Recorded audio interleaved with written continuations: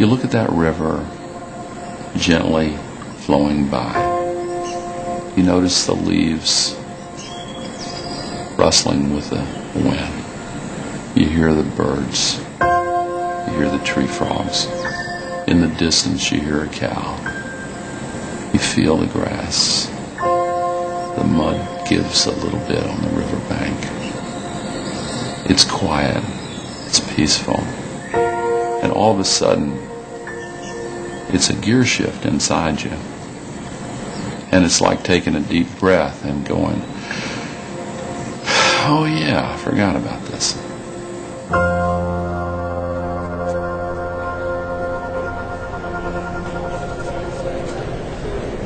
This is the first picture of the Earth from space that any of us ever saw.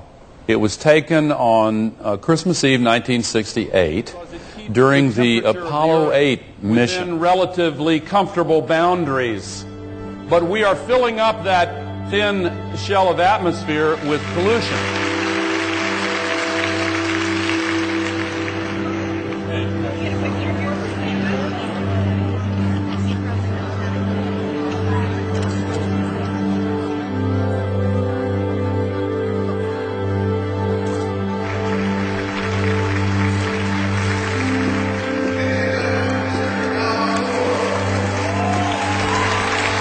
I'm Al Gore. I used to be the next president of the United States of America.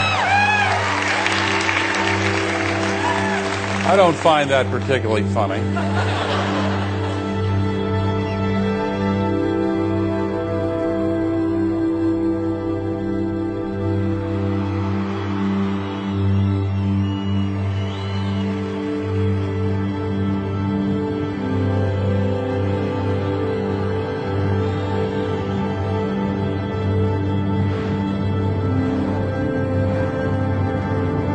I've been trying to tell this story for a long time, and I feel as if I've failed to get the message across.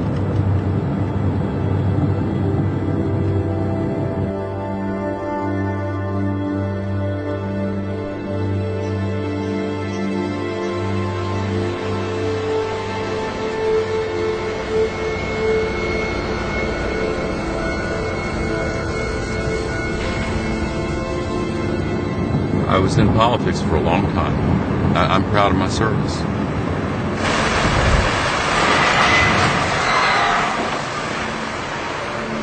You gotta be kidding me. This is a national disaster. Get every doggone Greyhound bus line in the country and get the asses moving to New Orleans. That's they thinking small, man, and this is a major, major, major deal. What do you need right now? There are good people who are in politics, in both parties, who hold this at arm's length because if they acknowledge it and recognize it, then the moral imperative to make big changes is inescapable. And let's fix the biggest damn crisis in the history of this country.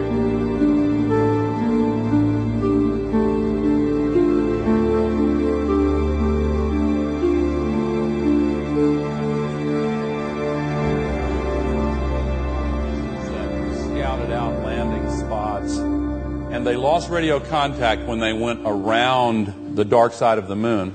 And there was inevitably some suspense.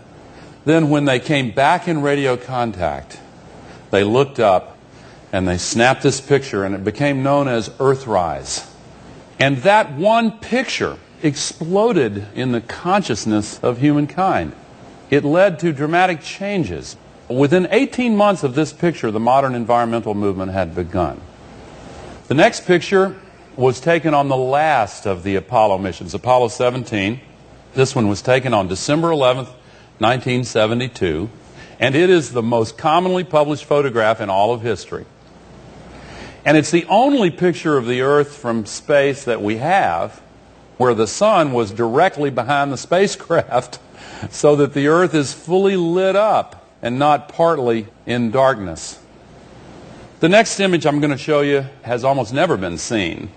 It was taken by a spacecraft called the Galileo that went out to explore the solar system. And as it was leaving Earth's gravity, it turned its cameras around and took a time-lapse picture of 1 day's worth of rotation, here compressed into 24 seconds.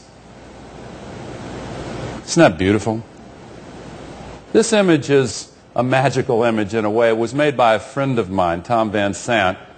He took 3,000 separate satellite pictures taken over a 3-year period, digitally stitched together, and he chose images that would give a cloud-free view of every square inch of the Earth's surface. All of the landmass is accurately portrayed. When that's all spread out, it becomes an iconic image. I show this because I want to tell you a story about 2 teachers I had. One that I didn't like that much, the other who was a real hero to me. I had a grade school teacher who taught geography by pulling a map of the world down in front of the blackboard. I had a classmate in the 6th grade who raised his hand and he pointed to the outline of the east coast of South America, and he pointed to the west coast of Africa, and he asked, "Did they ever fit together?" And the teacher said, "Of course not. That's the most ridiculous thing I've ever heard." That student went on to become a drug addict and a ne'er-do-well. The teacher went on to become science advisor in the current administration.